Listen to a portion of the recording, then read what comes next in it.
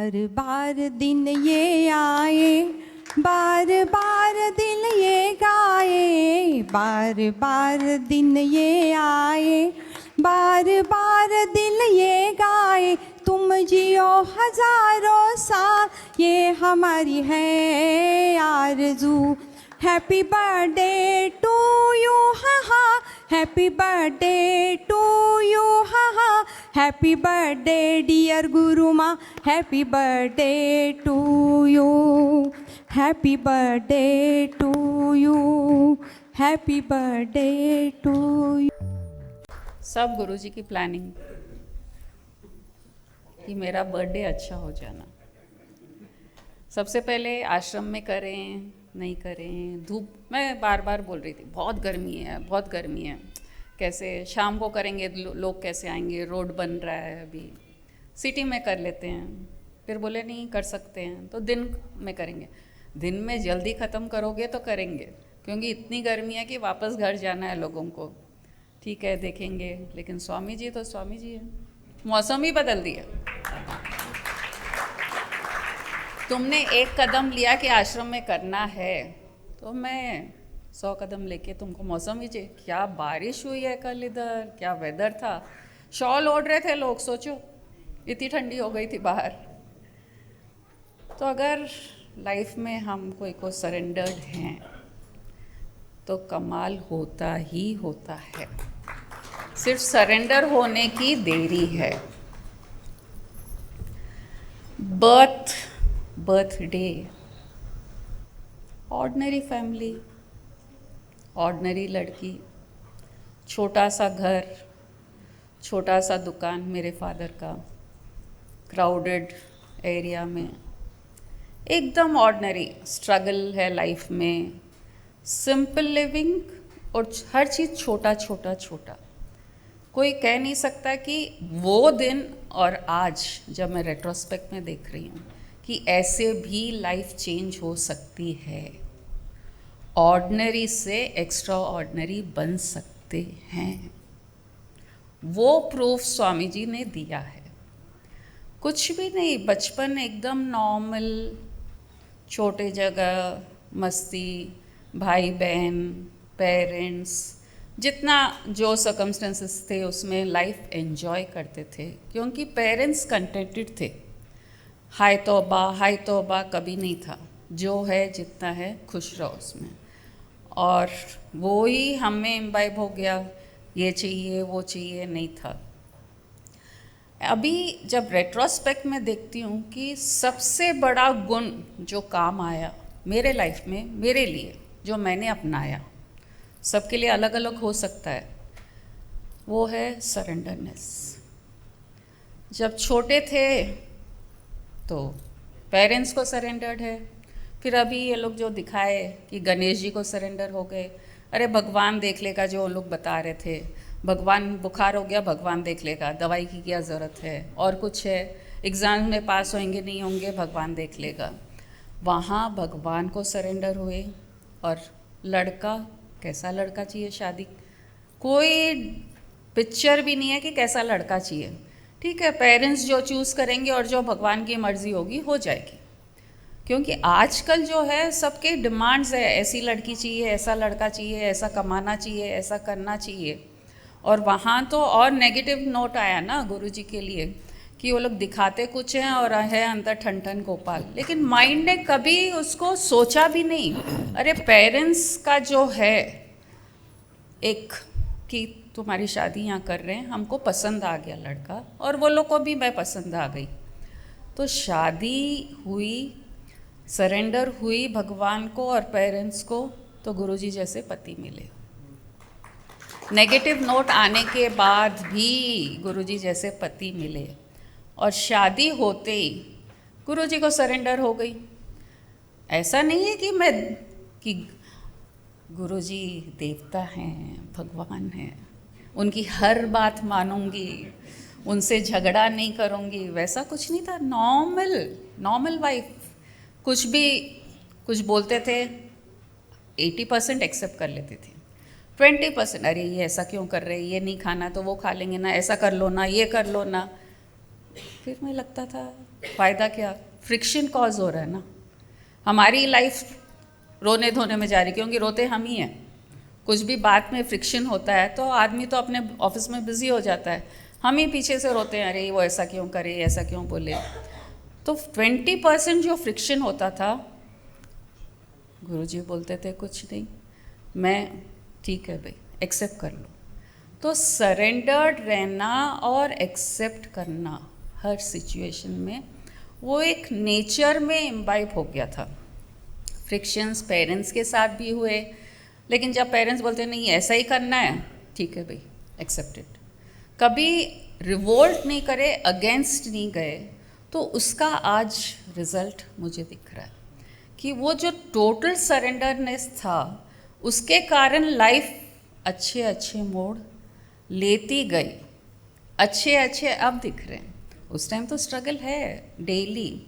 और जैसे अभी ये लोग बोले कि गुरुजी क्यों इतना बड़ा काम कर रहे हैं, वो बोल रहे चांद तारे, गुरुजी का ऐसा ही था, चांद तारे तोड़ लाऊं, छोटा सा ख्वाब है। अरे छोटा सा ख्वाब का इतना बड़ा ख्वाब है, पूरी दुनिया में नाम होना है तो पूरी दुनिया घूमना पड़ेगा ना। घूमने के लिए तो मैं रेडी रहती थी। गुरुजी बोले मैं ये ट्रिप जा रहा हूँ, चलोगी? 10 मिनट पीछे बच्चे, सास ससुर, जो करना है करो। हस्बैंड लेके जा रहा है, परमिशन ले लिया हस्बैंड ने इन लॉज से, चलो भाई, निकल जाते थे। तो कभी भी कंपनी नहीं छोड़ी। पार्टी में जाना है, हाँ चलो, घूमने जाना है, हाँ चलो, वहाँ एंजॉय करते थे, घर में भी एंजॉय करते थे। लेकिन जब ये छोटी बातें होती थी ना, आप कंटेंट क्यों नहीं हो, थोड़ा है ना, बस है ना, तो बोलते थे नहीं, मेरे को तो चांद तारे तोड़ के लाने, ख्वाब है मेरा, ऐसा नहीं जाना है, फेमस होना है। अच्छा, तो ये ख्वाब से मैं जब बोलती थी कुछ कि नहीं, तो एक ही बात बोलते थे गुरुजी, अरे तुम मेरे को संभाल ले, एक ही डायलॉग, तुम मेरे को और मेरे परिवार को संभाल ले, दुनिया को मैं संभाल लूँगा। दुनिया, सोसाइटी जो है, तो उसकी चिंता मत कर कि दुनिया वाले क्या बोलेंगे, कमाई कैसे होगी, क्या क्या तकलीफ़ें आएंगे, वो तुम्हारी प्रॉब्लम नहीं है। तुम मुझे और मेरे परिवार, मतलब माँ बाप, बच्चे, एक्सटेंडेड फैमिली, उनका ध्यान रख ले, तो मैं पूरी दुनिया का ख्याल रख लूँगा। और आज तक वो प्रूफ है कि दुनिया का पूरा ख्याल गुरुजी रखते हैं। मैं सिर्फ गुरुजी, आप देखते हो ना, उनका खाना पीना, उनका ध्यान रखना, और कई मेंबर्स आ गए उनका, आप लोग के लिए भी करती हूँ, क्योंकि आप लोग भी तो हमारे फैमिली है ना। तो सबसे बड़ा एक पॉइंट है सरेंडरनेस, मेरा जो एक नेचर में ऑटोमेटिकली आ गया था। भगवान को भी अरे रीति रिवाज कुछ नहीं मालूम पूजा का, जो करे कर लिए भक्ति से, वो भी अच्छा।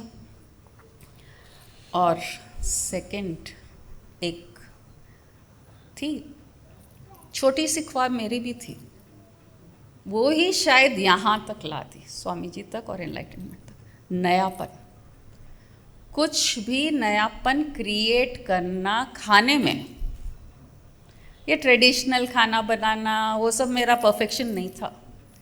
कुछ भी जो सामान है, उस टाइम होटल्स जाते थे पेरेंट्स के साथ, वो ग्रेवी की सब्जी, नान, रोटी, स्टार्टर्स अलग अलग, वहाँ जाके खाते थे। तो मम्मी भी बहुत एक्सपर्ट थे, वो जाके शेफ़ को पूछते थे रेस्टोरेंट में कैसे बनाते हैं, तो जैसे पूछते थे वो बताते थे, फिर मम्मी बनाते थे तो उनसे भी सीखी।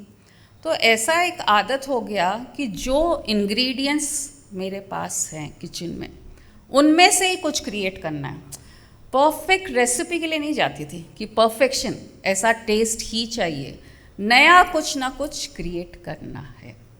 और उसके कारण हर कोई को, गुरुजी को स्पेशली, जब मैं शादी होके आई, घर में सिंपल दाल रोटी सब्जी, एक सूखी सब्जी, एक हरी सब्जी, और एक इनका नारा लगता था, कौन सा, एक सब्जी भिंडी की सब्जी क्योंकि मेरी जेठानी एक दिन छोड़ के एक दिन भिंडी की सब्जी बन जाती थी और उनको उतनी नफरत हो गई। तो मैं जब आई शादी होके, तो रोज़ नए आइटम्स बनाना और खिलाना, पिताजी को भी बहुत शौक, गुरुजी को शौक, फिर बच्चे, ननन सब। तो ये जो एक आदत थी कि जो इंग्रेडिएंट्स है उसमें एक नयापन क्रिएट करना, वो मुझे हेल्प करा शायद स्पिरिचुअलिटी तक। और बचपन में स्कूल में भी एक आदत थी, रट्टी मारना नहीं आता था, एकदम नहीं आता। अभी भी गुरुजी बोलते हैं ना, कोई श्लोक बोलते हैं, अरे याद नहीं रहता।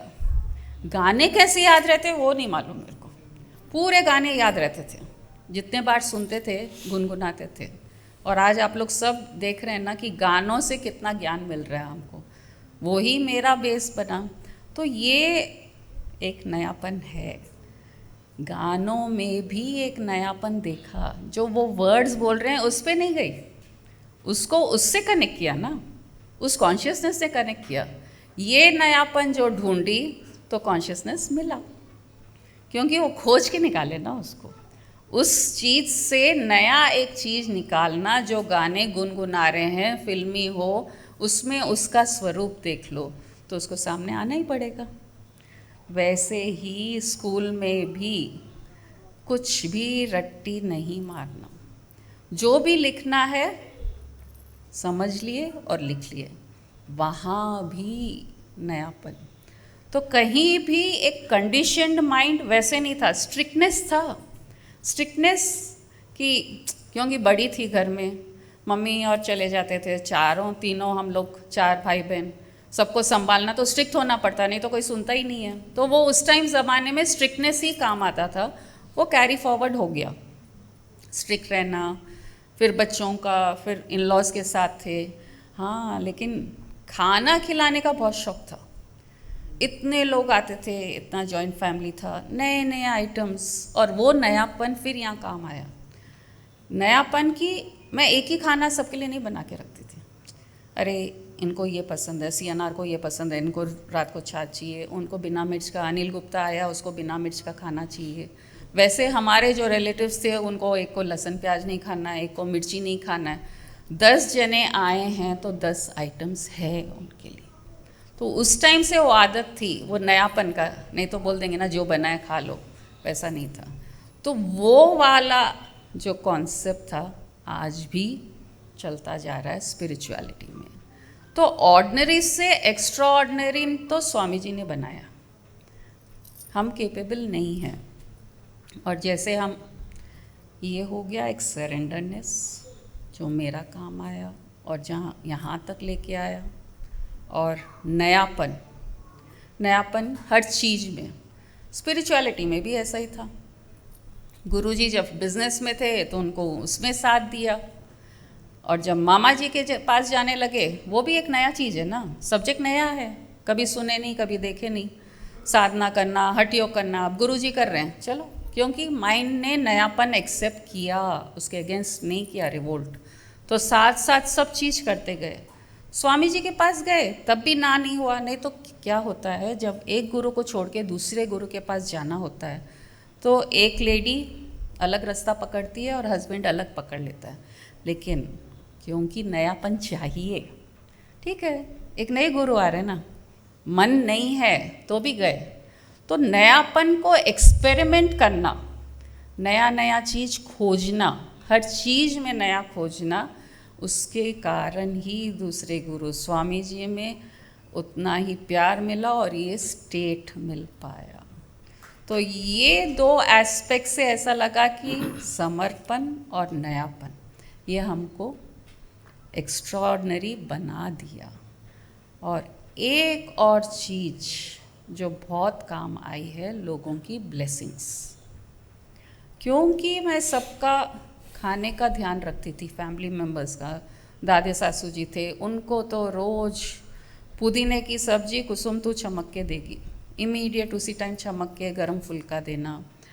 और हर कोई का खाने का, देखो कोई तरह की सेवा करता है, कोई तरह की सेवा करता है। मेरा जो स्ट्रॉन्ग पॉइंट था वो पेट भरना, सबको जो पसंद है उससे पेट भरना। बच्चे आते थे ननंद के, सब्जी फुल्का खाना ही नहीं चाहते थे, तो क्या करें, फुल्का में सॉस लगा के, तुरई की सब्जी लगा के, कोतमीर की चटनी लगा के, सलाद डाल के, रोल करके, ये लो भाई तुम्हारी फ्रैंकी, खा लो।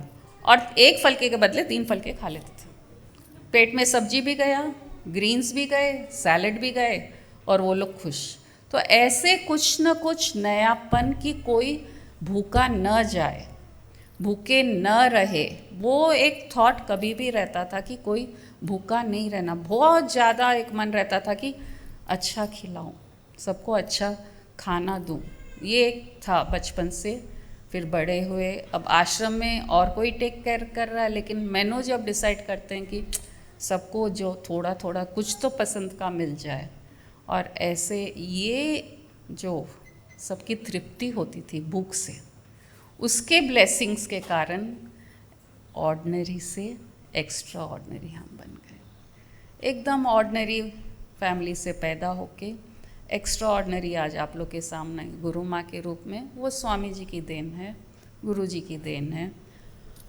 और ये ऐसा लगता है कि कृष्ण भगवान तो पहले ही प्रोफेसाइज हो गया कि कृष्ण आने वाले हैं, राम अवतार होने वाला है, सब एक्स्ट्रा ऑर्डिनरी ही पैदा हुए। लेकिन ऑर्डिनरी से एक्स्ट्रा ऑर्डिनरी गणेश जी के जैसे। गणेश जी क्या थे? पीठी मैल, पार्वती जी ने उनको क्रिएट किया एकदम ऑर्डिनरी चीज़ से, लेकिन आज सबसे पहले वो पूजे जाते हैं। तो वैसे ही स्वामी जी ने एक ऑर्डिनरी लड़की को, एक ऑर्डिनरी वाइफ को एक्स्ट्रा ऑर्डिनरी बना दिया, और ये सब पूरा श्रेय स्वामी जी को जाता है। और आज यहाँ बैठे बैठे एक रियलाइजेशन बहुत बड़ा हुआ है यहाँ पे, क्योंकि आज स्वामी जी एक अलग रूप में आए थे। उनको देख के ऐसा लग रहा था कि स्वामी जी एक मैसेज देना चाह रहे हैं मुझे कि अगर जैन संन्यास ले लेता, अगर तुम संन्यासन बन जाती, तो ये जो आज मेरा आश्रम है, मेरी इच्छा के अनुसार ये नहीं हो सकता था। इसलिए मैं, तुम जो साधना कर रहे थे, तुम लोग दोनों, हठ योग का, वो बंद करवाया और पूरे वापस एक फैमिली लाइफ में लाए। हर चीज़ से जो गाना गाया था कि दुनिया इतनी बेकार है, मुझे तो ये दुनिया बनाने वाले का है, कि वो तो पुनीत गाया, फिर योगेश ने गाया कि दुनिया से ही मन उठ गया। स्वामी जी ने वापस उतना ही एक रिस्पॉन्सिबिलिटी दे दिया हमको कि तुमको तुम्हारे फैमिली में ही रहना है, कहीं नहीं जाना है, संन्यास नहीं लेना है, नॉर्मल हाउस होल्डर रहोगे, पेरेंट्स का ध्यान रखना है, बच्चों का ध्यान रखना है, सोसाइटी का भी ध्यान रखना है। तो वापस जो टर्न अराउंड हुए हम, वो टर्न अराउंड के कारण आज हम कुछ भी करें एज अ हाउस होल्डर, हम फ्रीडम है, सब कुछ कर सकते हैं जो सन्यासी नहीं कर सकते। उनके रिस्ट्रिक्शंस हैं खाने पीने, घूमने फिरने, और हम आज़ाद हैं। हमको फ्रीडम दिया है स्वामी जी, सिर्फ एनलाइटनमेंट नहीं दिया है, फ्रीडम दिया कि दुनिया भी भोगो और स्पिरिचुअलिटी को भी भोगो।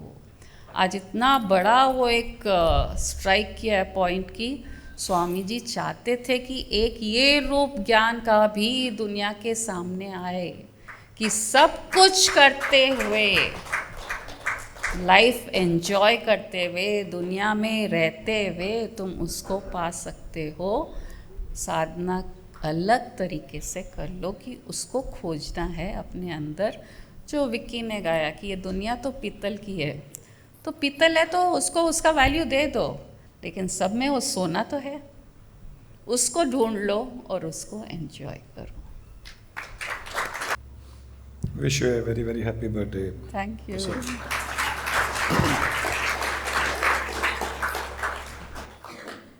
अरे एक चीज़ तो बोलना ही भूल गई, मेरा बंद कर दिया मैं।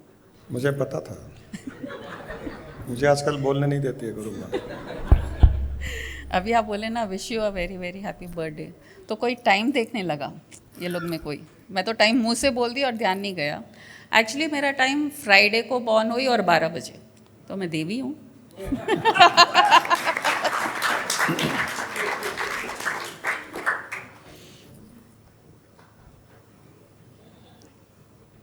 मेरी शादी तो एक ऑर्डिनरी लड़की से हुई थी, लेकिन पत्नी एक्स्ट्रा ऑर्डिनरी मिल गई है।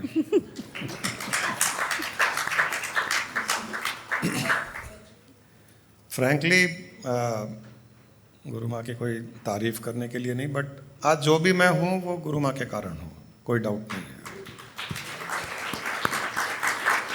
ऐसा कुछ नहीं है। इतना सपोर्ट एक वाइफ का मिलना दुनियादारी में तो मिल जाता है, आदमी कमाता है, बड़ा होता है, बड़ा मकान लेता है, बड़ी गाड़ी लेता है, दुनिया घूमता है, वहाँ तक तो सपोर्ट मिलता है, क्योंकि एक औरत की इच्छाएं पूर्ति हो रही है। औरत की इच्छाएं पूर्ति होती है तो हस्बैंड का साथ देती है। लेकिन जब हस्बैंड संसार को छोड़ देता है, मकान छोड़ देता है, छोटे मकान में चला जाता है, गाड़ियाँ छोड़ देता है, बस में घूमने लगता है, ऑटो में घूमने लगता है, तब वो वाइफ साथ देती या नहीं देती, ये बड़ी चीज़ है। ये वो साथ मिला, वो साथ मिला। हम कुछ नहीं थे, हैदराबाद आए थे, स्ट्रगल किए, बड़े हुए, बिजनेस किए, फैक्ट्रियाँ लगाई, फैक्ट्रियाँ बेची, बड़े आदमी बने, ज़ीरो हो गए, फिर बड़े हुए, फिर ज़ीरो हो गए, ऐसे कई बार होता गया। लेकिन हर बार हर सिचुएशन में उतना ही साथ देना वो बड़ी चीज़ है। फिर पूर्ण रूप से संसार को छोड़ करके आध्यात्मिक साधना करना, उसमें साधना में भी साथ देना वो बहुत बड़ी चीज़ है। फिर एक गुरु को गुरु मान लिए, पहले मैं गुरु को नहीं मानता था, किसी को भी स्पिरिचुअलिटी में इंटरेस्ट नहीं था तो भी साथ देना, फिर स्पिरिचुअलिटी में इंटरेस्ट आया तो साथ देना, एक गुरु को बना लिए तो साथ देना, उन गुरु को रखते हुए दूसरे गुरु को जो स्वामी जी को बनाए उसमें भी एक वाइफ का साथ मिलना, ये बहुत मुश्किल काम है। ये अच्छे समय में हर कोई साथ देता है, कोई बड़ी चीज़ नहीं है। बुरे समय में साथ देना ये बड़ी चीज़ है। ये खासकर एक औरत के लिए, एक औरत के लिए, और वो भी स्पिरिचुअलिटी जैसी फील्ड के लिए। चलो बिजनेस कर रहे हैं, बिजनेस में नुकसान लग गया, छोटी जगह रह रहे, फिर भी बिजनेस ही कर रहे, संसार में ही है, तो एक स्त्री को, एक औरत को होप है कि वापस हम बड़े हो जाएंगे, कभी ना कभी संसार को भोगेंगे। लेकिन यहाँ तो संसार को छोड़ दिया, संसार को ठुकरा दिए, नो बिजनेस, नो सोशलिटी, कुछ भी नहीं, कहीं ज़्यादा घूमना फिरना नहीं, मूवीज़ बंद, रेस्टोरेंट बंद, एकदम विड्रॉन, अपने आप में एक योगी बन गए। उसमें साथ देना, वो पीरियड में साथ देना वो बहुत बड़ी चीज़ है।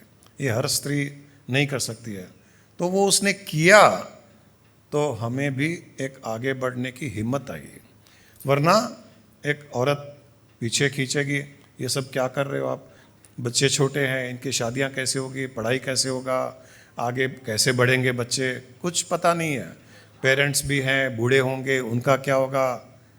ये एक औरत के लिए एक फियर रहते हैं, एंग्जाइटीज़ रहती है, वहाँ पर भी साथ देना ये बड़ी चीज़ है। ये और फिर स्वामी जी के पास में जाने लगे तो श्रीशैलम में एक मकान ले लिए, छोटा सा मकान, वहाँ भी रहने लग गए, वहाँ भी साथ देना। हैदराबाद में थे, बिजनेस में थे, तो नौकर चाकर हर प्रकार की फैसिलिटी, वहाँ कोई नौकर चाकर नहीं, खुद ही खाना बनाओ, खुद ही झाड़ू पोंछा करो, खुद ही कपड़े धो, खुद ही आयरन करो, हर कुछ खुद करना, ये बहुत बड़ी चीज़ है। मैं केवल और केवल, जो गुरु माँ ने कहा कि मैं संसार को देख लूँगा, तुम मुझे संभाल लो, वो उन्होंने आज तक मुझे संभाला हुआ है और मैं संसार को संभाला हुआ हूँ। ये बहुत बड़ी चीज़ है एक औरत के लिए, एक स्त्री के लिए। लेकिन हस्बैंड भी तो वैसा ही होना चाहिए। अभी मैं इसलिए कह रहा हूँ कि हर हस्बैंड घर में जाके बोलेगा वाइफ को, सुन लेना कैसे थे गुरु माँ, तुम भी मेरी बात माना करो, मेरे हिसाब से चला करो। चलेगी, चलेगी अगर मेरे जैसे बन जाओगे तो। हमने कभी साथ नहीं छोड़ा, उतना ही रेस्पेक्ट, उतना ही केयर, कोशिश की। सेक्रीफाइस गुरु माँ का ज़्यादा है, हमारी तरफ से भी थोड़ी बहुत थी, और प्रोटेक्शन देना एक लेडी को, वाइफ को, कभी उनको अकेले छोड़ के कहीं नहीं जाते थे, साथ में रखते थे। ऐसी जगह भी जहाँ पर कोई लेडीज़ ना हो, वहाँ पर भी साथ ले जाता था, साथ में रहता था। ऐसा नहीं है कि मैं और किसी लोगों के बीच में हूँ, इनको अलग छोड़ दिया, वो सब नहीं किया। रेस्पेक्ट सोसाइटी में लोगों से इंश्योर करता था कि लोग दे, कोई डिसरेस्पेक्ट न करे, मुझे सहन नहीं होता था। कोई भी लेडी की डिसरेस्पेक्ट कोई करता है, मुझे आज भी सहन नहीं होता है। केवल वाइफ या अपने फैमिली की नहीं, मेरे सामने कोई भी लेडी की कोई डिसरेस्पेक्ट करता है, मुझे सहन नहीं होता है। ये पता नहीं, शुरू से ही एक है मन में एक भावना कि एक स्त्री, जो अभी गुरु माँ ने कहा कि मैं देवी हूँ, तो हर किसी में वो देवी दिखाई देती है, हर किसी में वो देवी है। उस देवी की डिसरेस्पेक्ट सहन नहीं होती और करनी भी नहीं चाहिए। अगर हमने स्त्री की डिसरेस्पेक्ट की तो वो शक्ति हमारी डिसरेस्पेक्ट करेगा, पक्का करेगा। ये लाइफ जर्नी हमारी चली। जीवन में हर कोई ऑर्डिनरी ही पैदा होता है, एक्स्ट्राऑर्डिनरी तो केवल भगवान ही पैदा हुए हैं। भगवान राम हो या कृष्ण हो या दूसरे भगवान हो, उनका जन्म एक एक्स्ट्राऑर्डिनरी रहा हुआ है। बाकी संसार में इंसान का जन्म ऑर्डिनरी ही रहा हुआ है, लेकिन उसको एक्स्ट्राऑर्डिनरी किया जा सकता है, एक्स्ट्रा ऑर्डिनरी किया जा सकता है। उसके लिए चाहिए पुरुषार्थ। सरेंडरनेस तो चाहिए, लेकिन पुरुषार्थ चाहिए। और पुरुषार्थ के दो अर्थ हैं। पुरुषार्थ के दो अर्थ हैं। एक, स्पिरिचुअलिटी में पुरुष को, पुरुष मतलब उस ईश्वर को जिसने सृष्टि की रचना रची, उस भगवान को, उस चेतना को, उस परमात्मा को जो निराकार सर्वव्यापक है, उसे पुरुष कहा जाता है। पुरुषार्थ का एक अर्थ है उस पुरुष को अर्थ से जानना। उस पुरुष को अर्थ से जानने का अर्थ है उस पुरुष को इतने अच्छे से जानना, उस पुरुष में डूब जाना, उसके गहराई में जाकर के उस पुरुष को जानना, एक पुरुषार्थ है ये। इस प्रकार के पुरुषार्थ से हम पुरुष के करीब आते हैं। उस पुरुष को जो सृष्टि का क्रिएटर है, उस पुरुष को गहराई से जानना, उसके अर्थ से जानना, उसके समर्थ से जानना, तब हम उस पुरुष के करीब आते हैं। और दूसरा पुरुषार्थ है अर्थ के लिए। अर्थ मतलब पैसा, धन दौलत, सांसारिक इच्छाएं पूर्ति करना। एक पुरुषार्थ है पुरुष को उसके अर्थ से जानना, दूसरा पुरुषार्थ है अर्थ के लिए पुरुष का उपयोग करना। अर्थ के लिए, सांसारिक इच्छाओं के लिए, धन दौलत के लिए उस पुरुष का उपयोग करना, हम पुरुष से दूर जाते हैं। एक पुरुषार्थ से हम पुरुष के करीब आते हैं और दूसरे पुरुषार्थ से हम पुरुष से दूर जाते हैं। सांसारिक इच्छाएं पूर्ति हो जाएगी अगर उस पुरुष की उपासना करेंगे, पूजा करेंगे, यज्ञ करेंगे, हवन करेंगे। हम उससे अपनी इच्छाओं की पूर्ति करेंगे, उस पुरुष का उपयोग करेंगे अपने अर्थ के लिए, अपने स्वार्थ के लिए, तो स्वार्थ पूरा होगा, अर्थ मिलेगा, धन दौलत मिलेगी, पैसा मिलेगा, लेकिन उस पुरुष से दूर हो जाएंगे। और पुरुष को अर्थ से जानेंगे तो पुरुष के करीब आ जाएंगे। हमने जिंदगी में कभी भी अर्थ के लिए पुरुष का उपयोग नहीं किया, क्योंकि मैं कभी मंदिर जाता ही नहीं था, मैं भगवान की पूजा ही नहीं करता था, आज भी नहीं करता हूं। क्योंकि कहीं ना कहीं पूजा करते रहेंगे और जब जीवन में तकलीफ आती है तो सबसे पहले भगवान ही याद आता है। हे भगवान, मेरा पेमेंट रुक गया, पेमेंट करा देना। हे भगवान, लॉस हो गया, थोड़ा शेयर मार्केट ठीक कर देना। आ जाता है, हे भगवान ये कर देना, हे भगवान वो कर देना। तो वो भगवान ही नहीं था मेरे लाइफ में। तो एक था जो क्रिएटर है, सारी सृष्टि में फैला हुआ है, बस वो ही था। उसकी पूजा नहीं की, उपासना नहीं की, यज्ञ नहीं किया, हवन नहीं किया, कुछ नहीं किया। इसलिए भगवान को कभी उस प्रकार से उपयोग भी नहीं किया उसका। जो भी हुआ अपने एफर्ट से जो मिला खुश, नहीं मिला तो खुश। जो भी एफर्ट किया उसमें बहुत जॉयफुली एफर्ट किया। तो भगवान को कभी भी अपने अर्थ के लिए हमने यूज़ नहीं किया। हाँ, जब स्पिरिचुअलिटी में आ गए, आध्यात्मिकता में आ गए, तब उस पुरुष को अर्थ से जानने की एक जिज्ञासा जागी। वो जिज्ञासा आज हम दोनों को, मुझे और गुरु माँ को यहाँ पर बिठा कर रखी है। उस जिज्ञासा का परिणाम है आज भी उस पुरुष को जानने की जिज्ञासा है। आज भी एक नए नए एंगल से, एक नए नए पर्सपेक्टिव से नई खोज आज भी जारी है, आज भी जारी है। जब भी हम मिलते हैं, कुछ लोगों से बात करते हैं, एक नया एंगल मिलता है, एक नया एंगल मिलता है। फिर उस पुरुष को जानने का एक आनंद आता है, वाह वो पुरुष ऐसा भी है, वो पुरुष ऐसा भी है। यहाँ पुरुष मतलब परमात्मा, वो कॉन्शियसनेस, वो चेतना, आज भी वो आनंद आता है। तो अब तो जीवन का एक ही मकसद हो गया कि उस पुरुष को जानते जाओ, उस पुरुष को जानते जाओ, और उसकी जानकारी कभी भी ख़त्म होने वाली नहीं है। ये जीवन भर चलता रहेगा, और मरने के समय भी, मृत्यु के समय भी उस पुरुष का ही ध्यान रहेगा, और पुरुष का ध्यान रहने से हम उस पुरुष में ही लीन होकर के स्वयं पुरुष बन जाएंगे।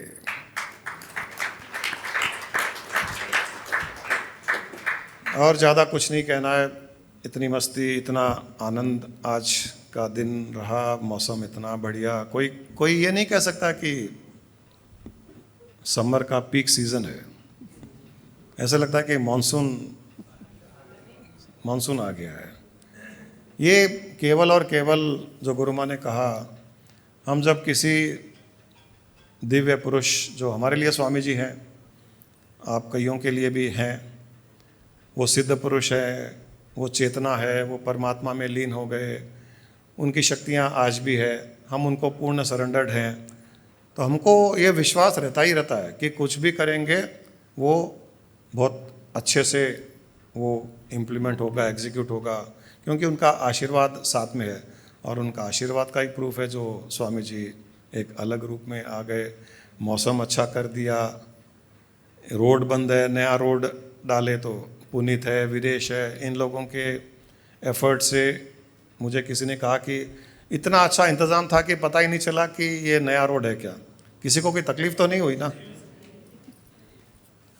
वरना कल रात में कई लोग 2-2 घंटे तक घूमते रहे, लेकिन आज सुबह सुबह से इन्होंने इतना इंतज़ाम कर दिया। अच्छा, ये सब और सब केवल भावना का ही कमाल है। अगर भावना अच्छी है, श्रद्धा अच्छी है, हर कार्य अच्छा होता है। मतलब मौसम को भी डांस करना पड़ता है, खाली हम नहीं नाचते हैं, मौसम भी डांस करता है, वो भी नाचता है, वो भी झूमता है। हमको केवल भावना प्रकट करनी होती है, उस पर विश्वास रखना पड़ता है, उस पर श्रद्धा रखनी पड़ती है। सारी सृष्टि झूमती है हमारे लिए, उसको भी तो चाहिए ऐसे लोग जो विश्वास रखते हैं, जो श्रद्धा रखते हैं, जो समर्पित है, सरेंडर्ड हैं, जिनको बिलीफ है उस सृष्टि के ऊपर, उस रचयिता के ऊपर। और ये हरदम ध्यान रखिए जीवन भर कि श्रद्धा, भक्ति, समर्पण की भावना, विश्वास उस सृष्टि की रचयिता पर, उस चेतना पर, उस परमात्मा पर, उस कॉन्शियसनेस पर जो हर पल, हर स्थान में, हर काल में उपलब्ध है, कहीं ढूंढने जाना नहीं है। He is right away, right here, right now. केवल उससे कनेक्ट होना है। अभी यहाँ वाईफाई है, यहाँ वाईफाई है, लेकिन जब तक आज पासवर्ड नहीं डालोगे तो वाईफाई कनेक्ट नहीं हो पाओगे। तो वाईफाई से कनेक्ट नहीं हुए उसका मतलब नहीं है कि वाईफाई नहीं है। वाईफाई है, पासवर्ड नहीं है हमारे पास। तो पासवर्ड यही है, योर बिलीफ, विश्वास, श्रद्धा, ट्रस्ट। और ये बिलीफ कि वो यहाँ है, अभी है। पासवर्ड सरेंडरनेस है। वो पासवर्ड डालिए, अपने माइंड में कनेक्ट हो जाइए और लाइफ को झिंगा लाला कर लीजिए। बहुत बहुत धन्यवाद आप सबका।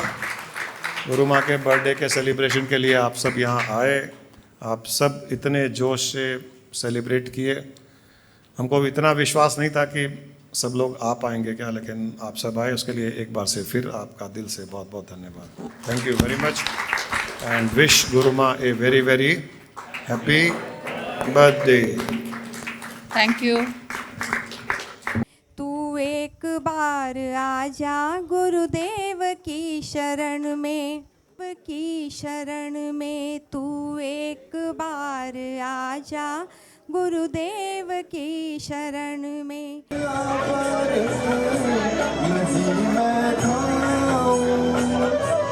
गुरु मेरी पूजा, गुरु गोविंदा, पार ब्रह्मा, गुरु भगवंता।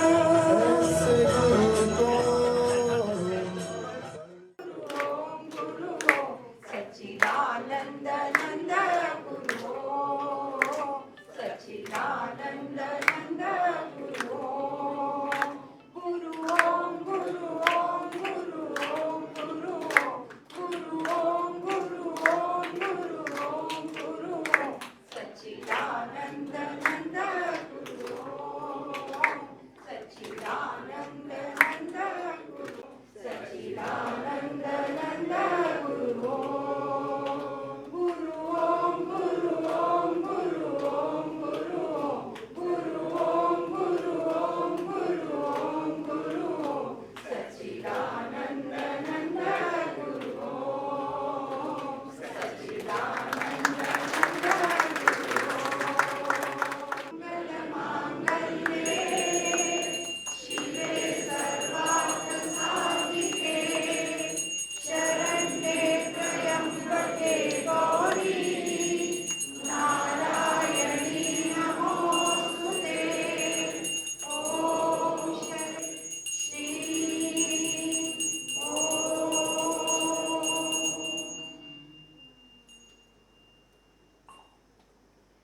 ब्रह्मा विष्णु सदा शिवाय, हर हर हर हर महादेवाय। सद्गुरु शरणं भवहरणं, गुरु शरणं गुरु शरणं, सद्गुरु शरणं भवहरणं। गुरु माँ के चरणों में नमन। गुरु जी प्रणाम। ये जो गाना था, ये गाना नहीं है, ये मेरे मन के भाव थे गुरु जी गुरु माँ से मिलने से पहले।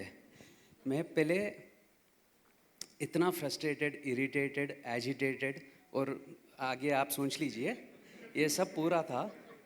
बिल्कुल अपने ज़िंदगी से परेशान, हताश और डिसअपॉइंटेड। ऐसे लगता था कि सचमुच में दुनिया क्यों बनी, ये दुनिया बनाने का कोई रीज़न ही नहीं है, ओनली सफरिंग। एंड मतलब इतनी सफरिंग और इतना इरिटेशन, लाइक वेस्ट, ये ज़िंदगी वेस्ट, क्यों हम पैदा हुए और मकसद क्या है ज़िंदगी का। फिर मैं बाहर था 4 साल और जाकर के आया, आते ही मेरी शादी हो गई। तो किसी ने शादी के दौरान बताया कि ऐसे एनलाइटेंड बीइंग्स है, गुरु जी गुरु माँ यहीं जुबली हिल्स में रहते हैं हैदराबाद में, एनलाइटेंड बीइंग्स। वो बोलते ही मेरे मुंह से निकला, क्या फालतू बात, जुबली हिल्स में एनलाइटेंड बीइंग्स।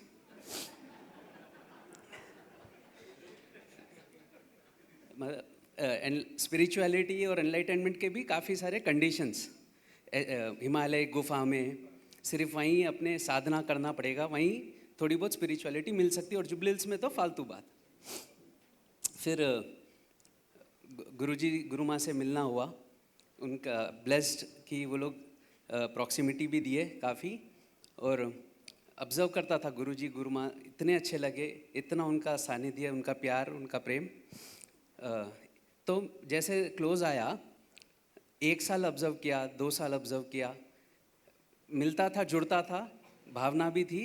3 साल ऑब्ज़र्व किया, बट एक मन से सरेंडरनेस कि हाँ भाई ये एनलाइटेंड बीइंग्स है, वो नहीं था। फिर 4 साल के बाद, 4 साल तक माइक्रोस्कोप लेकर के ऑब्ज़र्व करने के बाद, तब जा कर के एक दिन ऐसा आया, गुरु माँ अपने हाथों से इडली खिला रहे थे। फिर मेरा अंदर का कंडीशनलेस हो गया, और जैसे ही गुरु माँ ने इडली खिलाया, आंखों से अपने आप इतने आंसू आए, और आई सरेंडर्ड एंड अग्रीड, हाँ भाई they are ultimate. After 4 years of microscopic testing, I surrendered to them. फिर जैसे ही वो 4 साल के सानिध्य और कंडीशन के बाद, इतनी लाइफ हैव ड्रैंक देयर ज्ञाना, देयर blessing, their love. सब बोलते गुरुजी ज्ञान की मूरत है, ज्ञान से ज़्यादा प्यार, गुरुजी गुरु माँ प्यार की मूरत है, ये मेरा सोचना है।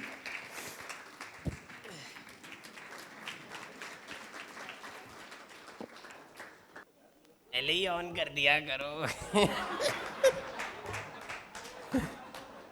गुरुजी और गुरु माँ के चरणों में प्रणाम। तालियां मारते रहो, मैं फोन ऑन कर लेता हूँ।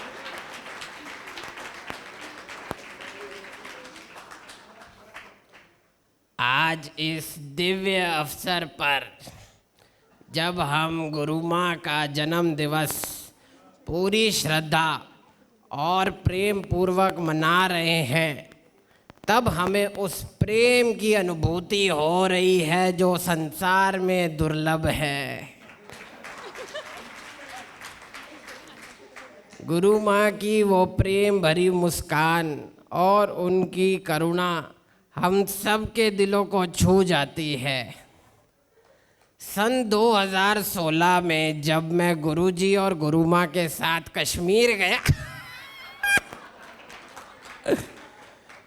तो मुझे गुरु माँ का वो प्यार, वो स्नेह आज भी मेरी ज़िंदगी का सबसे रहस्यमय और सबसे प्यारा दिन है, और वो बहुत अनमोल और करीब है। तब से उनकी कृपा से, गुरुजी की कृपा से मैं सतत प्रसन्न रहता हूँ। हम सभी ऐसे गुरुजी और गुरु माँ को पाकर धन्य हैं। मैं प्रार्थना करता हूँ आज के इस अवसर पर कि गुरु माँ और गुरुजी का सानिध्य और उनका आशीर्वाद पूरे विश्व को प्राप्त हो। धन्यवाद।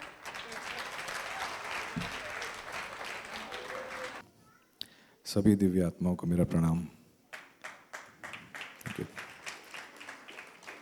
बचपन से मुझे जो ट्रेनिंग मिली है, मैं गुजरात से हूँ, तो वहाँ पे मुझे बोलते थे कि आपको डेढ़ होशियार बनना है। डॉट डाया बोलते हैं गुजराती में, क्योंकि हम लोग बिज़नेस कम्युनिटी से हैं तो वहाँ पे सारे बिज़नेस कम्युनिटी बन जाते हैं ऑटोमेटिकली। तो होशियारी सिखाई बचपन से, होश में रहना सिखाया, होश में रहकर काम करो, पाने की दौड़ में लगा रहा।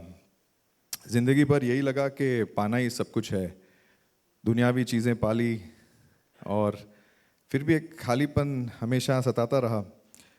गुरु के पास आए हैदराबाद तो ऐसा लगा जैसे एक बैलेंस शीट चेक शुरू हो गया, क्या खोया क्या पाया। तो होश वालों जो होते हैं उनको लगता है कि पाना ही सब कुछ है। कॉन्शियसनेस, ब्रह्म के बारे में जब जाना तो ये क्लियर पता चला कि होशियारी से उस परमात्मा को नहीं पा सकते।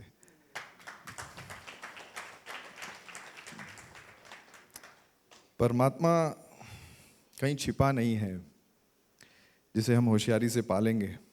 होश में होने से उसकी जानकारी प्राप्त तो कर ली, मगर मदहोशी में आकर उसका आभास, उसकी फील आनी शुरू हुई। होश में बेचैनी है, मैं और मेरा ये बिखरा हुआ साम्राज्य है। मदहोशी में मैं और वो एक हैं, सिर्फ जॉय, ब्लिस और शांति है। होश वालों को क्या पता कि खुमारी क्या चीज़ है। गुरु माँ और गुरु जी के चरणों में प्रणाम। गुरु माँ, मैं परसों ही श्वेता से बात कर रहा था कि मेरा जो कहने का मतलब है गुरु जी, कि गुरु माँ के दर्शन करके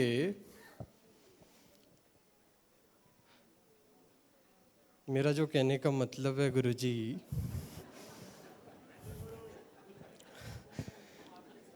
इतना सरप्राइज हो गए गुरुजी, मैं और श्वेता, मैं बोल रहा हूँ ना, कि कोई इतना करुणामयी, कोई इतना स्नेह, कोई इतना प्यार कैसे कर सकता है। हर इवेंट में गुरुजी मेरा जो कहने का मतलब है गुरुजी, बोल रहा हूं ना, कि इतना आश्चर्य होता है कि हम दोनों के लिए गुरुजी, गुरु माँ एक कॉस्मिक मदर के जैसे हैं, जो पूरे विश्व का ऐसे ही ख्याल रखते हैं और इतना ही स्नेह करते हैं। ये हमारा जो माइंड है गुरुजी, जो मैं कहना चाह रहा हूँ, जो मेरा मतलब है, अरे रुको जी 2 मिनट, कि मतलब समझ ही नहीं पाते हैं गुरुजी हम। और इसी के चलते गुरुजी, गुरु माँ का एक इतना प्यारा ज्ञान है। गुरु माँ कभी भी यही बोलते हैं कि जिंगा लाला रहो, मस्त रहो लाइफ में। जा रहा हूँ जी, जा रहा हूँ, बोलने तो दो जी, खत्म नहीं हुआ है अभी। गिरडी से अभी तक चला हूँ तो बेंगलोर तक तो पहुँचूंगा ना, कि हाँ खत्म है, बस 2 मिनट। हाँ, कि उनकी करुणा से और उनके प्यार से लाइफ मस्त हो गई है गुरुजी। अब बिजनेस भी बढ़ रहा है और हारमनी भी बढ़ रही है गुरुजी। बहुत ही आनंद आ रहा है और मस्त हो गए हैं, एकदम डिस्को करने लग गए हैं सिर्फ। थैंक यू गुरु माँ, थैंक यू गुरु जी। कैसा लगा आपको? अरे अभी खत्म नहीं हुआ, नहीं हुआ, अभी नहीं हुआ। अब हम उस शिष्य को बुलाएंगे जिन्होंने गुरु माँ का प्रेम सबसे ज़्यादा संभाल कर उसे नर्चर किया, उसे बढ़ाया, और वो दूसरों में भी वही प्रेम बांट रहे हैं। विकी भैया, I would like to please invite you. प्रणाम गुरुजी, प्रणाम गुरु माँ। सभी दिव्य आत्माओं को मेरा नमन। गुरु माँ, क्या कहें गुरु माँ के लिए, वो तो ममता और प्यार की मूरत है।